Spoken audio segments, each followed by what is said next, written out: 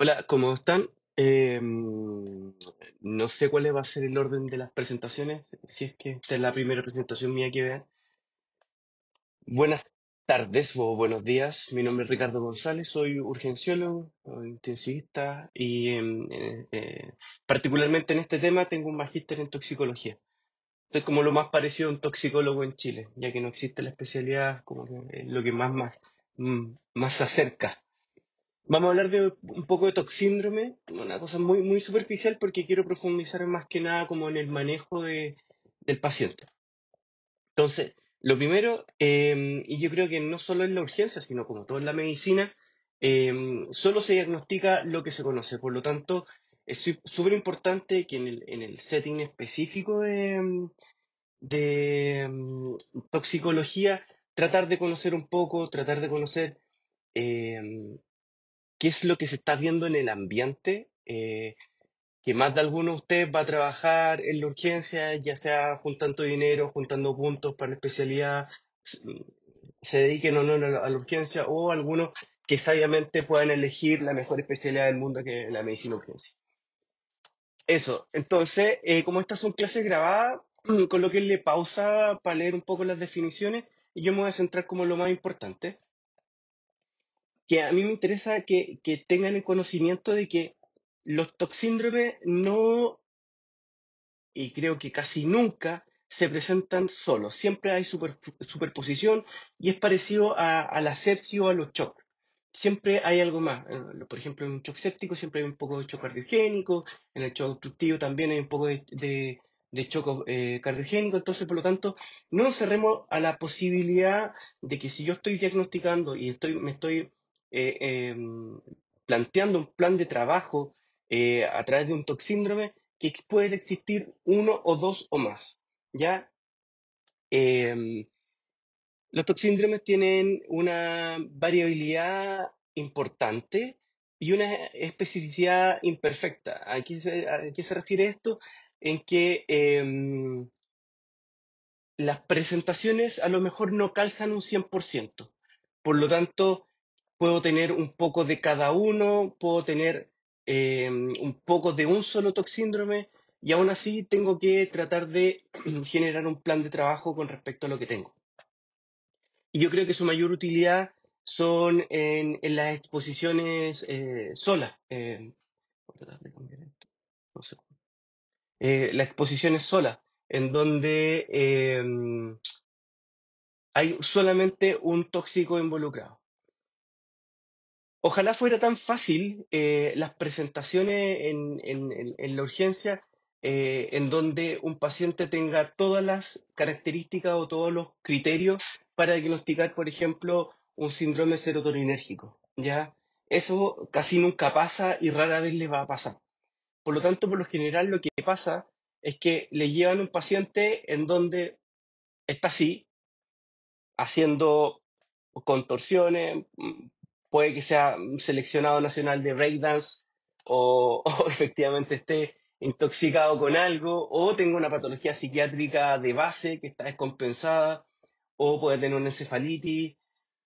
Hay un montón de cosas, por lo tanto, evaluar un paciente en estas condiciones es casi imposible o es muy cuesta arriba. Por lo tanto, tengo que ayudarme a un montón de pistas, un montón de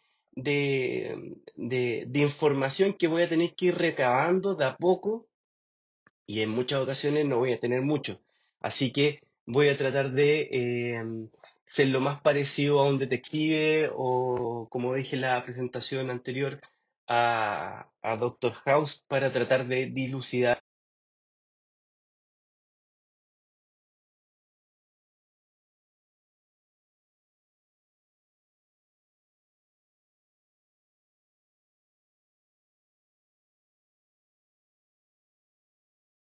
el, el, la interrogante. Entonces, ¿cómo me voy a enfrentar en forma inicial? Mi primer concepto, de qué se me estaba muriendo el paciente. Por lo tanto, me voy a preocupar, obviamente, con el ABCE, voy a monitorizar el paciente, voy a tomarle un hemoglucotest, pasa un montón de veces y probablemente sus clases de pregrado ustedes digan, sí, es como obvio que tengo que tomarle un hemoglucotés. Es, es una infinidad de veces de oportunidades en donde, por ejemplo, un accidente vascular que estamos todos preparados para trombolizar el paciente y está con una hipoglicemia porque nadie se preocupó de tomarle una glicemia. Y pasa en todos los lados, en cualquier lado puede pasar. Al TEN se lo olvidó, la enfermera se lo olvidó, al médico se lo olvidó. eh, y la glicemia es fundamental como inicio de tu plan de trabajo. De los accesos vasculares, idealmente dos vías venosas, 14 corta, 16 corta o 14 larga, 16 larga, sobre el pliegue del codo. ¿Por qué? Porque voy a necesitar eventualmente dos vías venosas para volemización, pasar drogas vasoactivas en forma periférica, tomar examen a repetición, etcétera, etcétera. Por lo tanto, necesito dos vías venosas importantes. Recabar información de terceros, em, cosas encontradas en bolsillo, en bolso, en el taxi, en el Uber, tratar de recabar información. Examen físico dirigido, trauma, signos neurológicos, rigidez de nuca, asimetría de pupila, miosis, midriasis, cómo está la piel, tibia, caliente, el hiene, está sudoroso, está con la piel seca. Revisar las axilas, yo sé que suena tonto, pero revisar las axilas, las palmas de las manos, ver si es que tienen disponibilidad y manejo con ultrasonido, ver si está con retención de orina, porque también puede entregarle pistas de qué nos estamos enfrentando. Y obviamente el electrocardiograma, nuestro mejor amigo en los casos de intoxicaciones, al igual que los gases venosos, tomarle en el primer momento que se pueda un electrocardiograma porque nos va a entregar mucha información con respecto al estado eléctrico de este paciente. Como les dije en la presentación pasada, o lo van a escuchar en la siguiente presentación, que un electrocardiograma me puede entregar la información de que si este paciente está a puertas de convulsionar, hacer una torsión de punta, hacer un paro cardiorrespiratorio o una sistolía porque está en una bradicardia, tiene una hipercalemia asociada a una rhabdomiolisis, una falla renal, una infinidad de información que con un examen que está en todos lados, hasta en una consulta del consultorio hay electrocardiograma. Por lo tanto no es excusa no tomar. Y con respecto a esta diferencia que hago entre gases arteriales y gases venosos, los gases arteriales son dolorosos, tienen complicaciones, disecciones, trombosis. Entonces déjenlos solamente para los pacientes que pueden estar hipoxémicos importantes. Los gases venosos también me pueden servir de manera de mucha ayuda en realidad en un paciente con hipoxemia y los pacientes obviamente intoxicados. Por lo tanto, los gases venosos van ganando por sobre los gases arteriales. Le hice esta tabla de resumen, y esto es lo que resume más que nada los toxíndromes. Estos son los más comunes. Si ustedes se fijan en las características clínicas, se superponen algunos, por ejemplo, anticolinérgico con simpático mimético, hay midriasis, como les decía, lo de la retención urinaria en lo anticolinérgico. Entonces, esto es para que se hagan una idea de que esto se superpone. Y por lo tanto, en un solo paciente puedo encontrar uno, dos o más toxíndromes. Por lo tanto, tengo que estar súper atento. Entonces, tips clínicos que me podrían ayudar. Los ojos nunca mienten. Por lo tanto, si tengo un paciente agitado, irme a mirar a los ojos, más que anisocoria, ver cómo si está miótico o midriático, si hay sequedad o no, si hay excitación o no. Eso me entrega por lo menos tres toxíndromes que pudieran estar dentro de involucrados en la agitación, el compromiso de conciencia del paciente intoxicado. Entonces, vamos al primer caso clínico. Eh, Esto, si bien está armado, eh, es prácticamente de todas las semanas, de todos los fines de semana y de mitad de semana también que pueden llegarle pacientes de estas características. Hombre de 24 años, llevado por los amigos, porque estaba en una fiesta electrónica, y de repente estaba súper bien, pasándolo bien, su oración profunda, se agitó, dejó de conectarse y se lo llevaron. te entregan información, dicen que ingiere una pastilla. ¿Qué pastilla? Ah, eso es tremendamente inespecífico. Cuando le digan una pastilla, traten de preguntar cuál, de qué color, si tiene alguna letra o no. Hay una, y aquí voy con esto, porque hay una gran diferencia es que usted, si le dicen que fue una pastilla con forma del signo de Superman o fue una pastilla con el logo de Harry Potter, ¿por qué? Porque estos logos pueden ayudarnos. Hay páginas en internet con esto. Hay una colombiana muy famosa que se llama Échale Cabeza, en donde ellos semanalmente van haciendo test de las pastillas que van encontrando y te van entregando información si efectivamente la pastilla tiene un 100% de MDMA o tiene cafeína, cocaína, sildenafil, hay algunas que le mezclan con ketamina. Tienen que pensar que los narcotraficantes solo quieren vender droga. No le interesa no le interesa entregar un producto de calidad. Entonces, te pueden vender cualquier cosa. Por lo tanto, tener el máximo de información de las características de esta pastilla es súper importante. Lo otro, antecedentes morbios conocidos, probablemente pudo haber consumido fluoxetina, no sabemos. Eh, si el paciente tiene pastillero, tratar de revisar el pastillero. Niegan consumo de otras drogas, aunque el paciente estaba con olor a alcohol en el cuerpo. Recordar que el alcohol es una droga.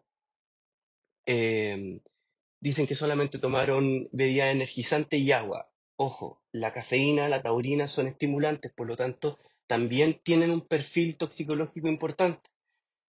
Preguntar, ¿cuánta agua consumió? Si te dicen 5 litros, es un dato importante. O si te dicen, se tomó 10 latas de Red Bull, 10 latas de Monster, también es un dato importante. Afortunadamente en Chile la legislación es bien estricta con respecto a la cantidad de cafeína que pueden tener cada lata. Por lo general no superan los 120, 140 miligramos por lata, pero ya ha habido incautaciones de bebidas energéticas que son, por ejemplo, Monster, que son de otros países, pero que tienen una alta cantidad de cafeína, 200 miligramos, 220 miligramos, que estamos llegando a la dosis tope, dosis tóxica. Así que ojo ahí. Indican que se sentía súper bien y luego empezó con rigidez, cefalea y confusión. Una meningitis, una HCA, puede ser una infinidad de cosas. Acuérdense que está bajo los efectos de estimulante, por lo tanto tengo que pensar no solamente en el ambiente toxicológico, sino también en la parte médica como tal pura. Entonces, al reanimador, Glasgow 12, como le dije o les voy a decir en la próxima presentación, el Glasgow, si bien es una cosa transversal que todos los médicos y personal de salud lo utilizan, es una escala hecha para el trauma. Si no hay trauma, si bien se puede utilizar, no debemos tomar decisiones tan apresuradas con el Glasgow. Ya es súper importante eso. Tendencia a la hipertensión, taquicárdico, una SPR un poco aumentada, buena saturación, muy febril, midriático, reactivo, piel húmeda, sudorosa y las extremidades con mioclonía y un poco de rigidez. No hay trauma, así que por ese lado nos podríamos quedar un poco tranquilos que no se golpee la cabeza. Entonces, ¿qué voy a pensar? Tengo muchos datos acá. Tengo mioclonía, tengo la piel húmeda, estoy midriático, estoy febril. Entonces, si vamos a, no puedo retroceder. Vamos a las,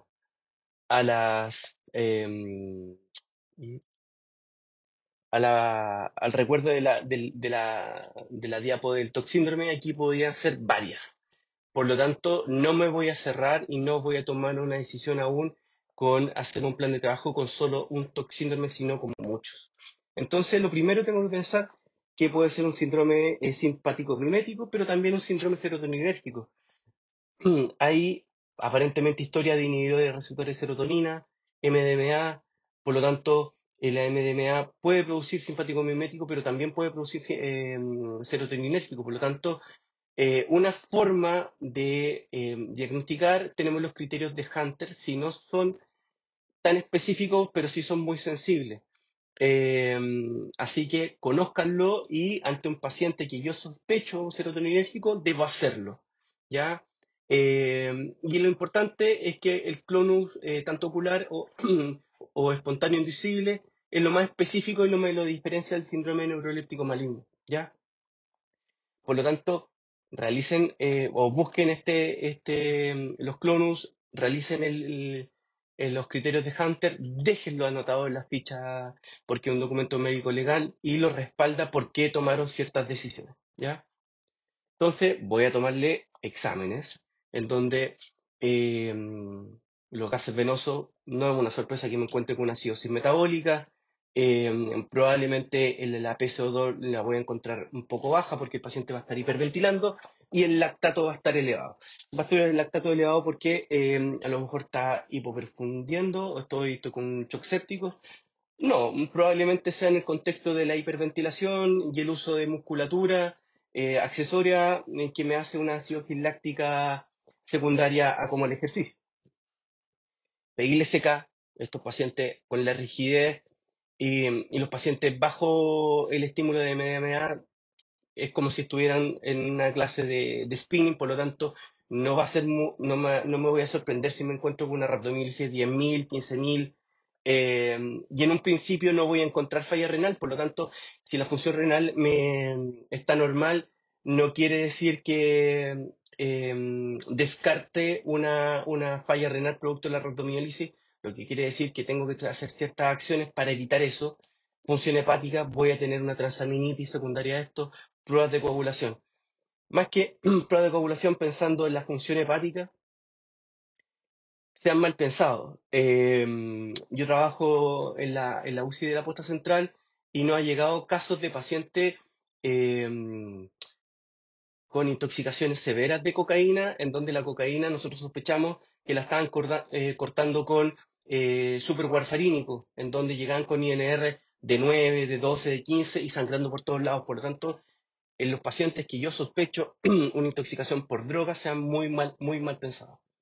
El electrocardiograma, taquicardia sinusal, me entrega información importante en que no estoy encontrando, por ejemplo, bloqueadores de canales de sodio, no hay TCA detrás, tomar temperatura central es importante y los screenings de droga me pudieran ayudar para limpiar un poco el diagnóstico, pero tengo que pensar que hay ciertos fármacos que me pueden dar falsos positivos. Ejemplo, el Sindol, el fluoxacino, ciprofloxacino me pudieran dar falsos positivos para cocaína. Por lo tanto, em, si bien lo puedo tomar, tengo que ser lo suficientemente em, inteligente y maduro profesionalmente para poder interpretar estos exámenes, ¿ya? Entonces, ojo ahí.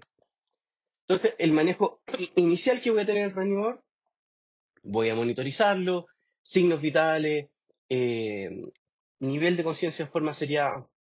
¿Por qué es importante esto? Como les dije, si bien el Glasgow no me sirve para tomar una decisión inmediata, si yo veo que el Glasgow va disminuyendo en forma progresiva, probablemente necesite proteger vía aérea y conectarlo a ventilación mecánica inversiva.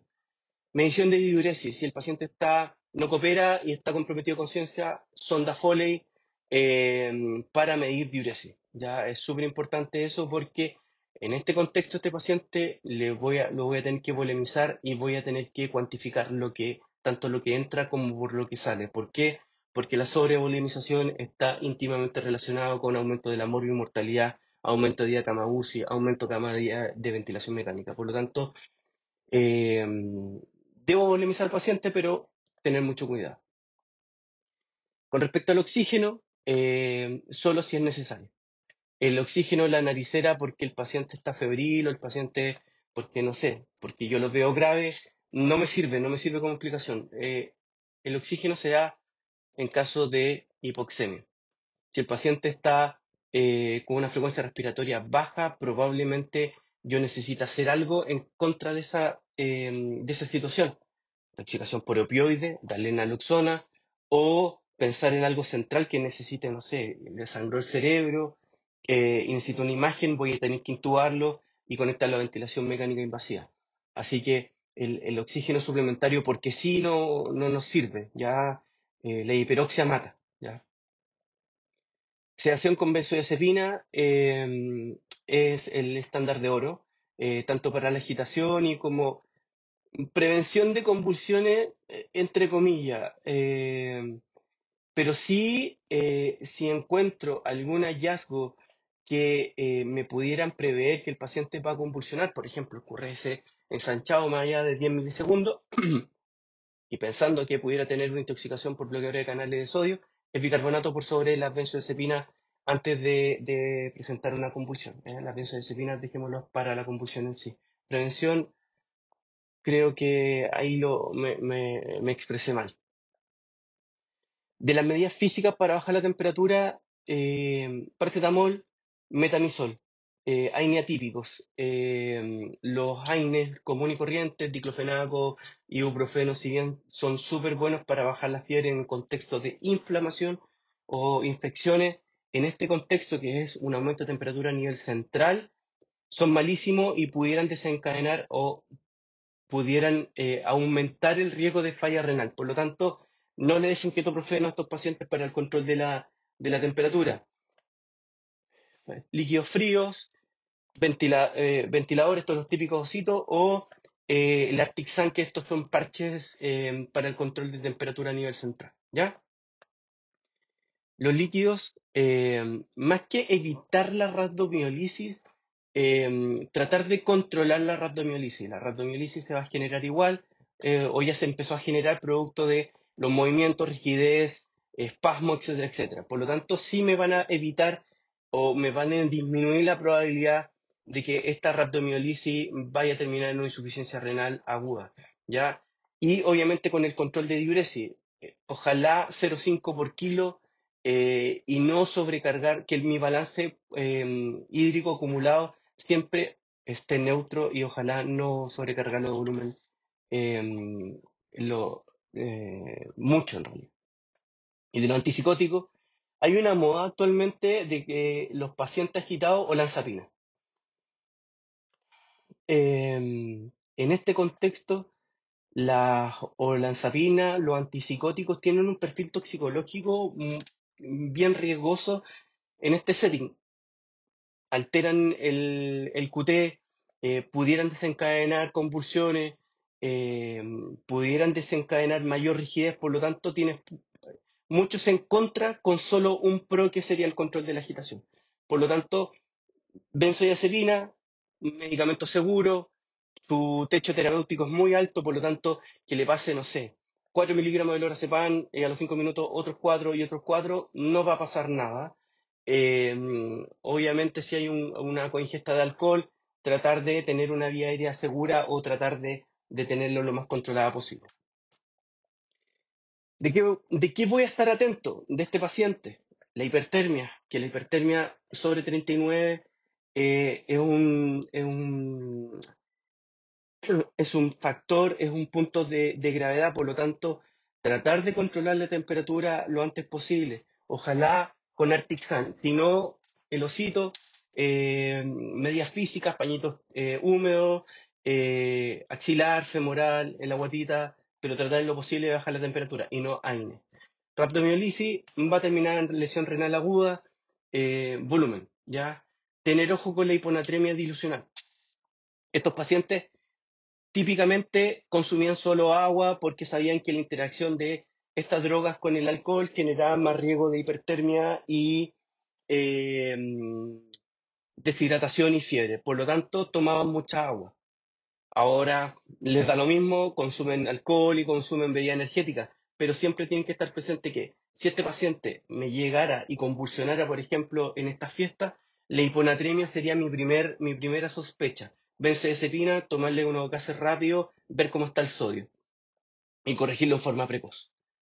Crisis convulsiva, electrocardiograma, benzo en caso de convulsión, identificar bloqueadores de canales de sodio, la arritmia. Hacen arritmias malignas y bien feas, por lo tanto, estar atento. No quiero decir que voy a darle un antiarrítmico en forma inicial. Recuerden que los antiarrítmicos son proarrítmicos en sí, por lo tanto, ojo ahí. Si el paciente me convulsiona y le voy a dejar un fármaco anticonvulsivo, fenitoína no va a ser mi opción porque la fenitoína, recuerden que es un antiarrítmico y como ya dije, todos los antiarrítmicos son proarrítmicos. De los tips clínicos, buscar rigidez, hiperreflexia, clonus, agitación, fiebre. Buscar el síndrome serotoninérgico. Ya la hiponatremia por SIAD eh, tienen esta poliuria compensatoria, por lo tanto, ojo, tratar de controlarla. Y con respecto, en el caso específico de estos fármacos, ojo que matan por múltiples causas, por calor, golpes de calor, rhabdomiolisis y crisis serotoninérgica. Por lo tanto, tengo que estar atento a múltiples focos de gravedad que tengo que estar atento y tratar de controlar. Otra cosa que estas fiestas electrónicas, yo soy viejito para haber ido a estas fiestas, pero las hacen en el día, en el verano.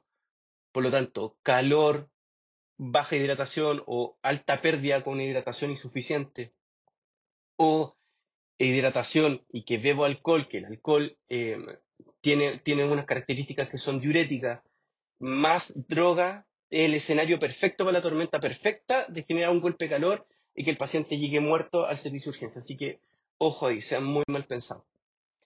Entonces, ¿cómo me voy a enfrentar al paciente intoxicado? Entonces, les tiran el paciente en el reanimador, el ABC es el clásico, ya vía aérea, circulación, ventilación, buscar discapacidad, focalidad, accidente vascular, convulsión, parálisis de TOD, necesito una neuroimagen, hipoglicemia, la exposición, calor, frío, corregirlo, tratar de volver a la normalidad. A lo mejor no siempre va a ser en este orden, pero en lo posible, siempre primero en lo que lo está matando primero. Entonces, ¿a qué me puedo enfrentar del paciente intoxicado? Infinidad de cosas. Humo, gases, metales pesados, drogas, fármacos, alcoholes, exposiciones laborales, animales, insectos, arácnidos. Em, Como tips curiosos de toxicología, en Chile tenemos solamente 4 animales ponzoñosos, obviamente la araña de rincón, las loxoceles, que hay en distintos tipos, por ejemplo tenemos la loxoceles laeta que vive dentro de la casa, pero también tenemos, por ejemplo, la loxoceles pisagua que vive afuera, entre medio de las rocas, en la playa, por lo tanto, si ven una araña en la playa en el norte, ojo con la mordedura de una araña, que puede ser una loxocele, la araña, la Trocton mactans, la viuda negra.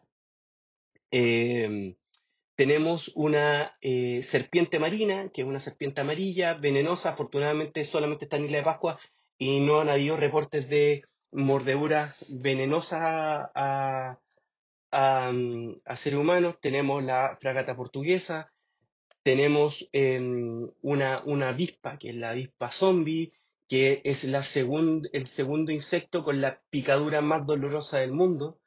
Por lo tanto, tenemos como cositas que preocuparnos con respecto a los animales ponzoñosos en Chile.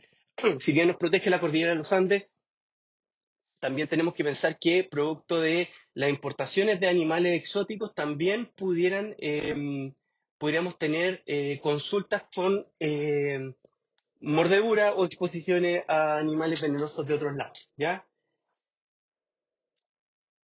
Con respecto a esta diapo, un ejemplo súper común. Nuevamente una fiesta electrónica. Este mismo paciente se expuso a droga. ¿A qué droga? No sabemos. Exposición de gases, óxido nitroso, el gas de la risa. Está llegando a Chile, por lo tanto, puede tener drogas, gases y fármacos de uso habitual, fluoxetina, sertralina, paroxetina, eh, tramadol. Recuerden que el tramadol es una causa de síndrome serotoninérgico, por lo tanto, tiene que estar dentro de las preguntas que tenemos que hacer.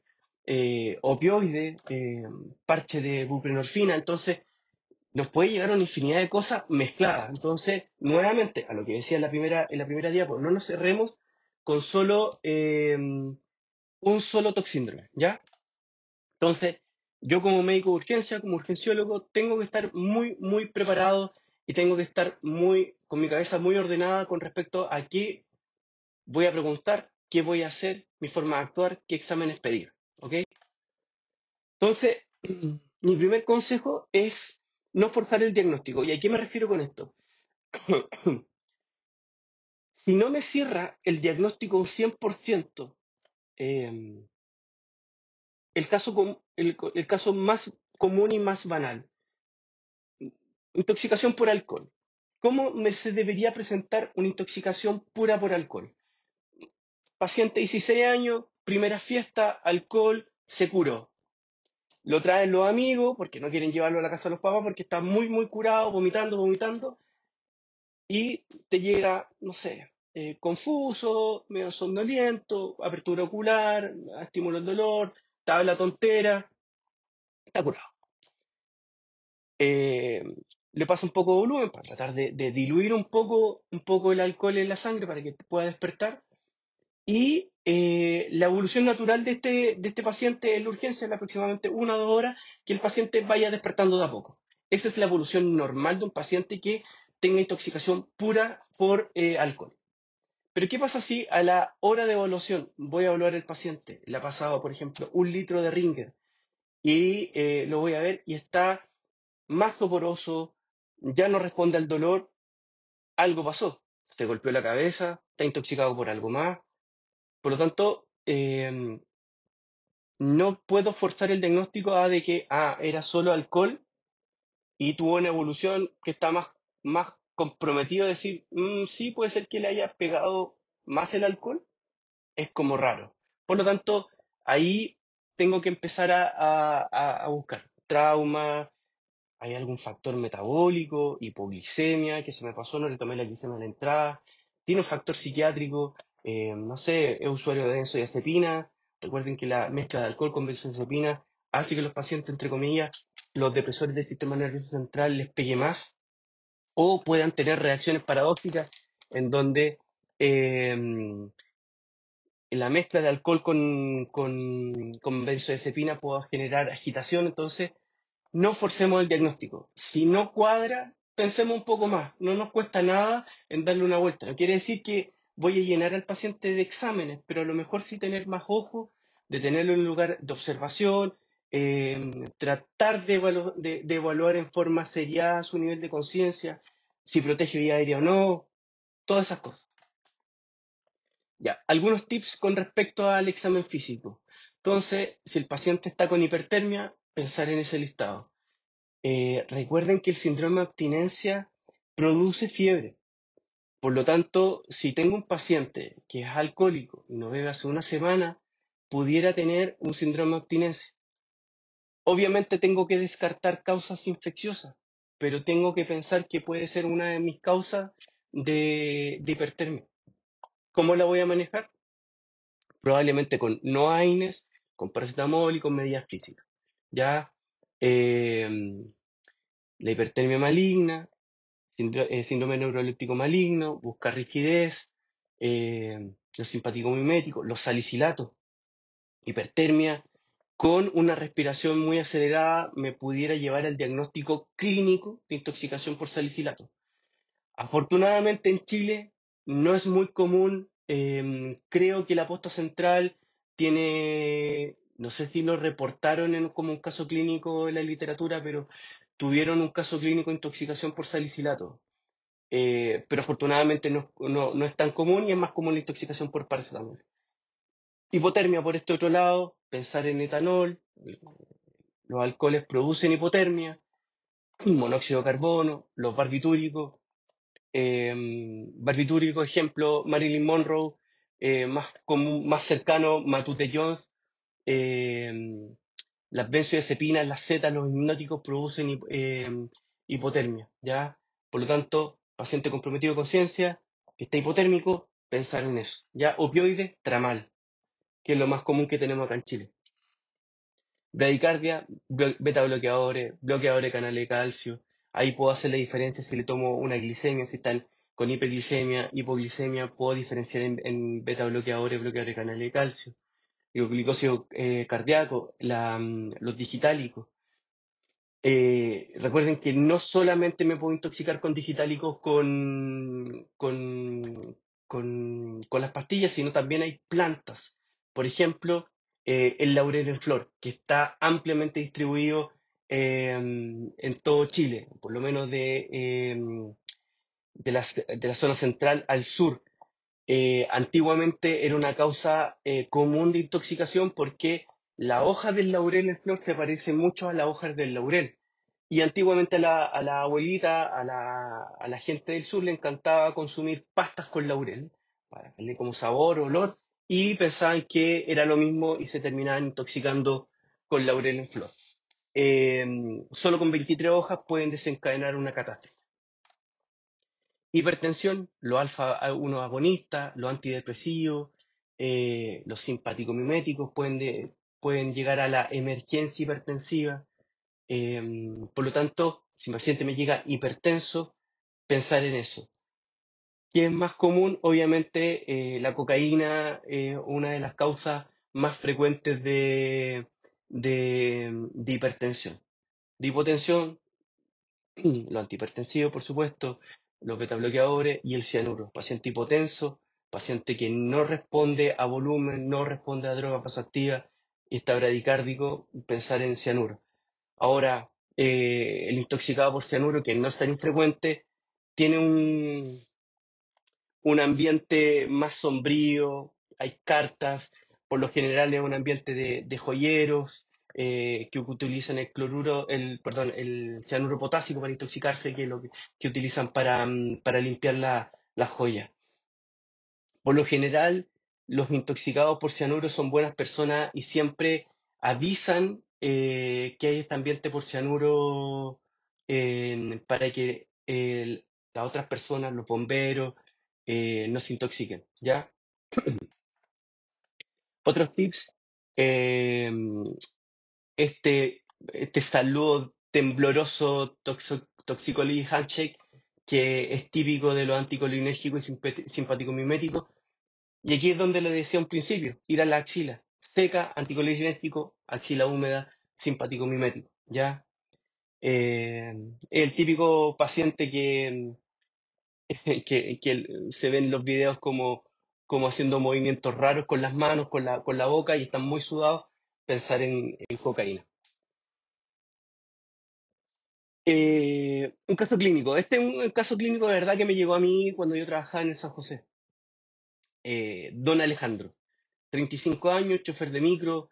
eh, los familiares lo llevaron al SAR porque se intentó matar. ¿Con qué? No sabían. Ingresó muy agitado al reanimador del SAR. Por lo tanto, en los SAP o los SAR por lo general tienden a intubar con la mezcla de midazolam succi. Por lo general hacen esa mezcla o etomiato succi. Por lo general no ocupan fentanil. No sé cómo estará ahora, pero por lo general en ese tiempo, esto fue antes de la pandemia, utilizaban mucho midazolam.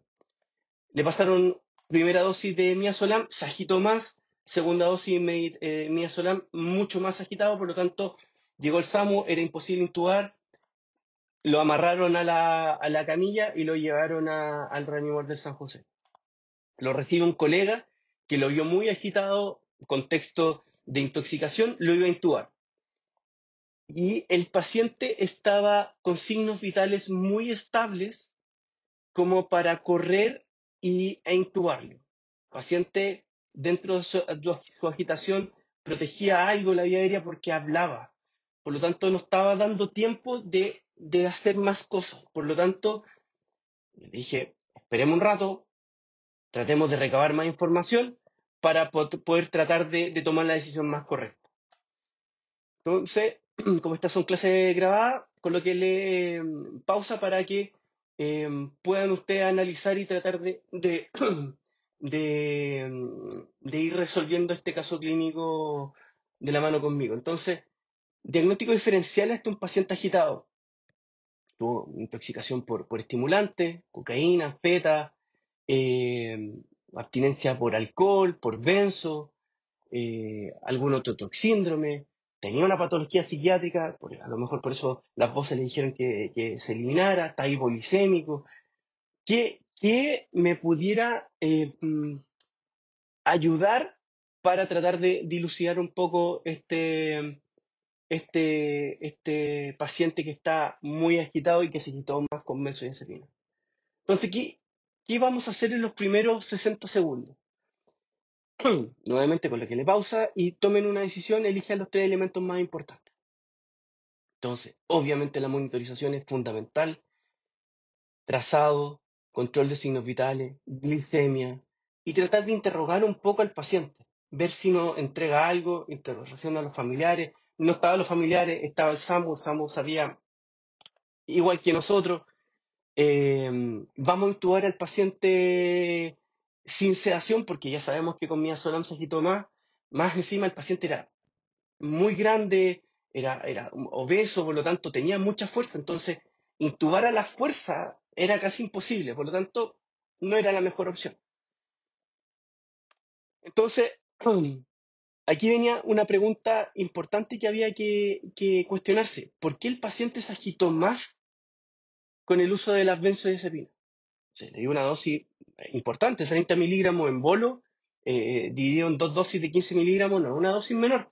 Entonces, pensar, a lo mejor la dosis no fue suficiente, el paciente estuvo expuesto a benzodiazepina anteriormente, por lo tanto, a lo mejor tenía muchos receptores y que por eso se agitó más, está en abstinencia de benzodiazepina, usó algún estimulante, no sé, cocaína. Entonces, ¿qué pasó? Nuevamente, pausa y traten de ustedes responder para eso.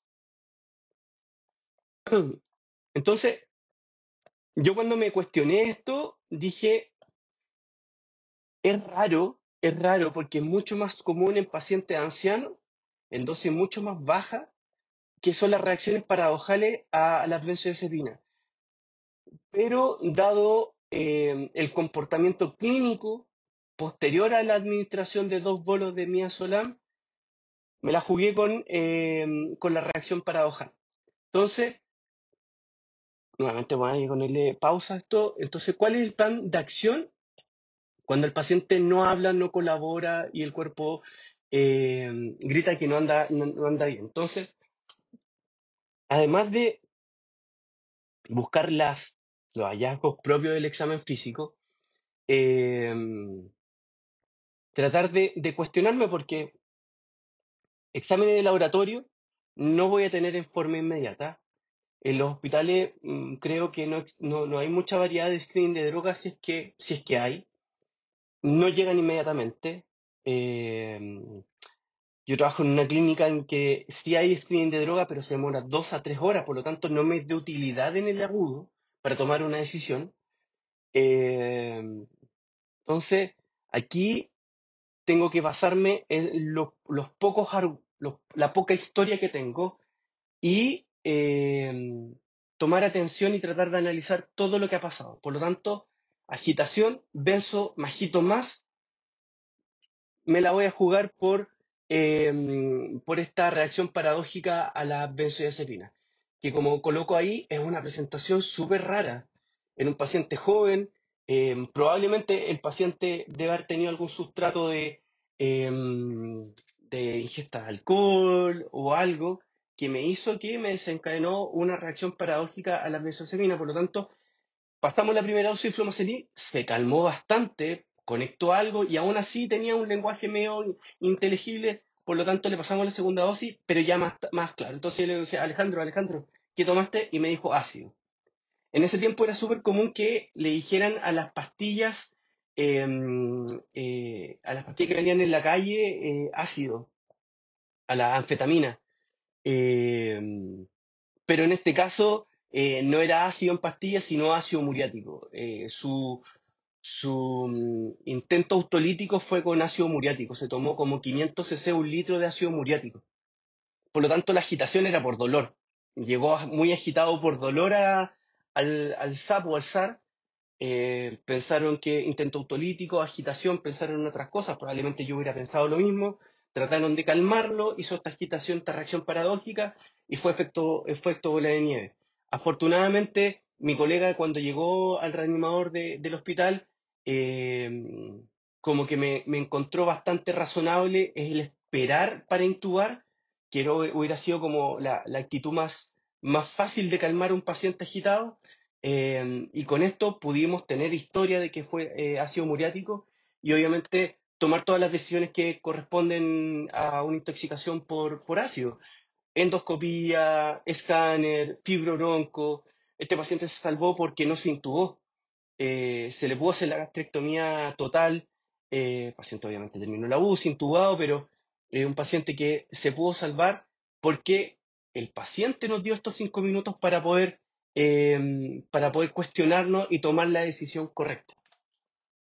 Entonces, para cerrar un poco esta presentación, eh, lo que les decía, probablemente la gran mayoría, no todos, pero la gran mayoría de los pacientes que presenten algún toxíndrome, algún signo de intoxicación, nos va a dar un par de minutos para tomar la decisión correcta. ¿Qué está pasando? ¿Para dónde va? ¿Qué es lo que está matando a mi paciente? ¿Y cuál es la decisión correcta que voy a tomar? Entonces, en la medicina y sobre todo en la medicina de urgencia, que ya me he dedicado 14 años a esto, me cada día que tengo turno, que trabajo, me doy cuenta que no existen las recetas de cocina exactas. Y específicamente a la parte de intoxicación. Porque todo te puede intoxicar, todo, todo. El agua te puede intoxicar, las coquitas heladas te pueden intoxicar, el chocolate. Por lo tanto, cosas que uno dice, ¿cómo me puedo intoxicar por Coca-Cola? Sí, te puedes intoxicar por Coca-Cola, en dosis muy grandes, te puede dar una hiponatremia, te puedes morir de eso. Por lo tanto, no existen las recetas de cocina, se evalúa paciente a paciente. En el contexto de paciente crítico, de shock, existen los fenotipos. Entonces, eso yo es lo que yo me convenció que día a día más nos puede ayudar en los pacientes críticamente enfermos, encasillar los fenotipos y que nos pueden ayudar a cómo actuar. Siempre hay suposición de síntomas y signos, siempre, siempre, en todo contexto, no solamente intoxicado, siempre hay suposición de síntomas. Eh, Apendicitis con diarrea, no es lo común, pero se presenta. Eh, Signo de irritación peritoneal por tos, que el paciente venga con una semana con neumonía y que termine, que me dice, doctor, toso y me duele la guata. Tú lo examinas, puede ser, escáner, apendicitis. Siempre pensar de qué se está muriendo mi paciente, de qué lo está matando.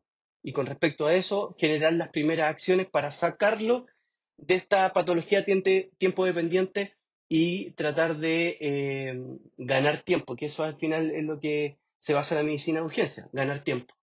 Y obviamente en el contexto específico de intoxicado, investigar los escenarios, las pistas. Obviamente no vamos a ser como Doctor House de enviar a alguien a, a investigar en la casa, pero sí eh, preguntarle a los familiares, a la gente que nos puedan entregar más información de qué pasó en la casa. Y con eso me acordé de un caso clínico que un colega le llegó y me llamó por teléfono para tener mi opinión del punto de vista toxicológico. Eh, una niñita que lamentablemente falleció, tuvo una primera consulta por síntomas catarrales, entre comillas catarrales, un poco de dificultad respiratoria, un poco coriza, que la vieron en el consultorio, le dijeron que era un cuadro viral, paracetamol, un descongestionante y para la casa. La paciente empezó con mayor compromiso, la mamá también empezó con mayor compromiso. Ellos vivían en Recoleta para que busquen la noticia y lo llevaron a la urgencia de la clínica Dávila. La niñita llegó y falleció, no hubo mucho, desconozco si la niñita alcanzó a llegar a la UCI, pero lo que sé que falleció y la mamá terminó con una falla cardíaca importante en la UCI, en la UCI. Al final se recabó más información, eh, vivían en unos departamentos. Estos departamentos, eh, ellos vivían con un perro, se había muerto en forma inexplicable, se le había muerto inexplicablemente el perro. El perro era de la niñita cuidó al perro mientras agonizaba.